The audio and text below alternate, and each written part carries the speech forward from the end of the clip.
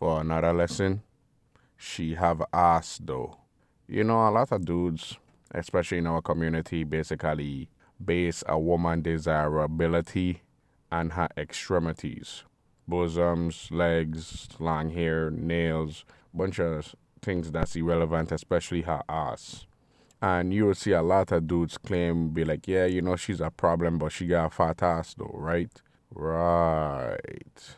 That's like me picking a woman and her compatibility suck. But just because she have long black hair or kinky hair, I pull up with all the nonsense. This is just false. And you just being delusional and you fooling yourself. We talk about women and their delusion, but we don't talk about men and their delusion. How many dudes you know, personally, that have a pretty broad, but yet she treat him like trash, but she got fat ass or some kind of stupid characteristic that's irrelevant to the relationship and the compatibility between them. You know, most of the worst woman I ever had was the gorgeous looking ones. They're very problematic. They don't know how to cope with a lot of things in society because they have pretty privilege, especially P privilege as well. And then when you realize, oh no, something wrong with this woman, that's why I could see these dudes just running through this woman. And I could see why. Whenever you see a gorgeous woman and she says she's single by choice, wrong. She ain't single by choice. Something wrong with this broad. Rightfully so. When you get to know her, you realize that, you know what, she's crazy or some other thing that's undesirable, and you could see why she's still on the market.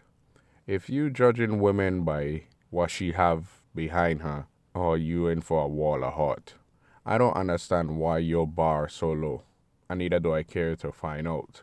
But if you ain't learn your lessons and you know the definition of insanity is doing the same thing over again expecting a different result, and if you see you keep running into the same problem, maybe you might want to change your tactics.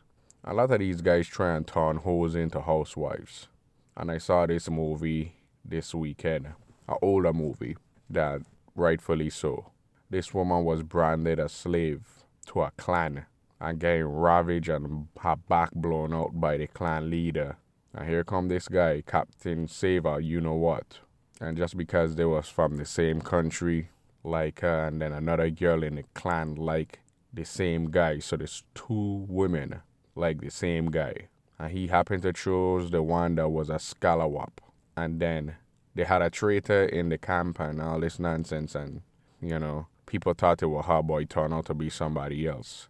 And she was like, I will never lie to you and all this nonsense. And now she a reformed scallywap. And she caused him to get captured. And she died by his blade, mistakenly because she was trying to help him. The end. That wasn't the premise of the movie, but you get my point. Every great man seemed to have met their downfall because of a woman. That's another topic for another day.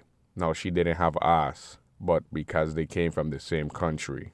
And he himself was a slave before he break out. Stop judging women by their bosoms, the backside, the long legs, the long hair, the long nails, the eyelashes as long as fishing poles, and whatever you use.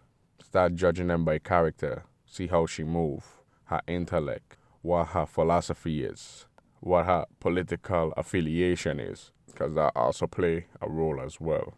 Because I would hate for you to invest your time into a woman to find out she's a raging feminist and she was keeping the demon at bay just to trap you. And then now, after she got you, she just let all hang out. And a lot of guys think they're stuck, but you're not. You can always kick her to the curb and then find another one and keep doing this process, rinse and repeat until you find the one. You've been taught.